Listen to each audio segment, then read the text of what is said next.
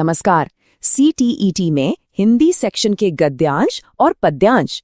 अच्छा, ये नाम सुनते ही दिल की धड़कन थोड़ी बढ़ जाती है ना? ऐसा लगता है कि ये सवाल नहीं बल्कि कोई स्पीड ब्रेकर है जो आपका कीमती समय और कॉन्फिडेंस दोनों ही खत्म कर देंगे। पर अब और नहीं, आज इस समस्या को हम जड़ से खत्म करने का एक पक्का इलाज लेकर आए हैं। हम यहाँ पर कोई रटने वाली पढ़ाई की बात नहीं करने वाले, बल्कि हम बनाएंगे एक स्मार्ट अटैक प्लान। ये सिर्फ एक ट्रिक नहीं है, ये एक गेम चेंजर है जो आपके सोचने का तरीका ही बदल देगा। तो चलिए इस जबरदस्त स्ट्रैटेजी को समझते हैं। लेकिन किसी भी स्ट्रैटेजी से पहले एक बेहद जरूरी चेतावनी। देखिए, ये एक ऐसी गलती है जो लगभग 50% लोग करते हैं और जिसकी वजह से अच्छी तैयारी होने के बावजूद फेल हो जाते हैं। इसलिए सबसे पहले इसे बहुत ध्यान से समझिए। ये एक सुनहरा नियम है। अपने एडमिट कार्ड को ठीक से देख लीजिए। अगर हिंदी आपकी लैंग्वेज 1 है तो एग्जाम हॉल में आपको सिर्फ और सिर्फ प्रश्न संख्या 91 से 120 तक ही हल करने हैं।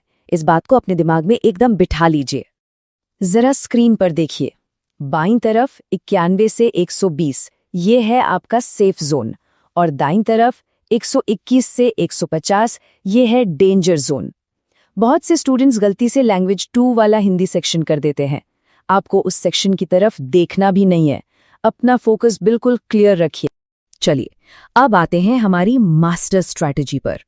ज्यादातर लोग क्या करते हैं, पहले पूरा का पूरा पैसेज पढ़ते हैं, फिर सवाल पर जाते हैं और फिर जवाब ढूंढने वापस पैसेज में आते हैं।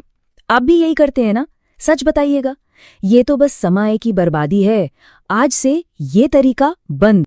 हमारा सबसे बड़ा नियम है, पहले प्रश्न फिर गद्यांश। हम इस पुराने तरीके को पूरी तरह से पलट देंगे। हाँ, ये सुनने में शायद थोड़ा अजीब लगे, लेकिन यही वो तरीका है जो आपका समय बचाएगा और आपकी एक्यूरेसी को बिल्कुल आसमान पर पहुंचा देगा। इस स्कैनर स्ट्रैटेजी के बस 3 आसान से कदम हैं। पहला, सवाल को ध्यान से पढ़िए। दूसरा, उसमें से सबसे जरूरी शब्द यानी कीवर्ड्स को पकड़िए। और तीसरा, अब अपनी आंखों को एक स्कैनर की तरह इस्तेमाल करते हुए पूरे पैसेज में सिर्फ उन कीवर्ड्स को ढूंढिए। बस।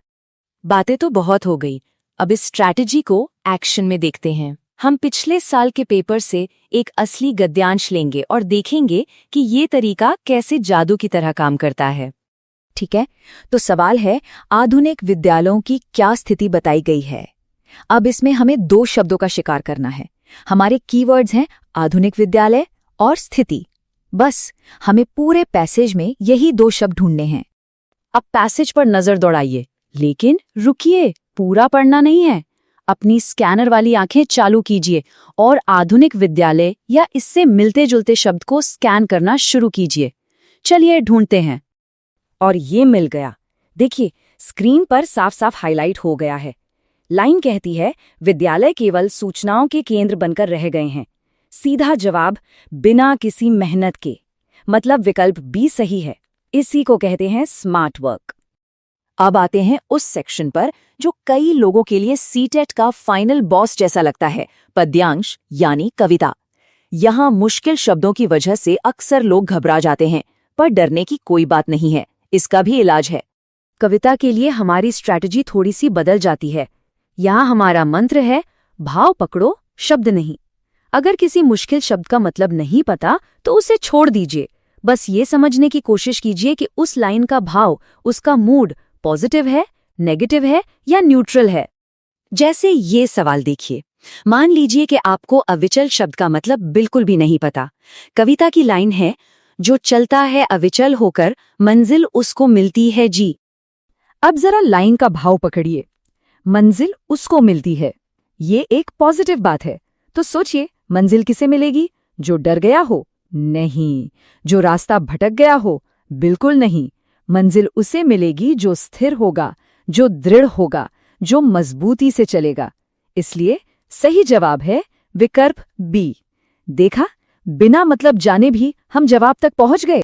देखिए, सिर्फ सही स्ट्रैटेजी जानना काफी नहीं है, आपको एग्जामिनर के बिछाए हुए जालों से भी बचना होगा।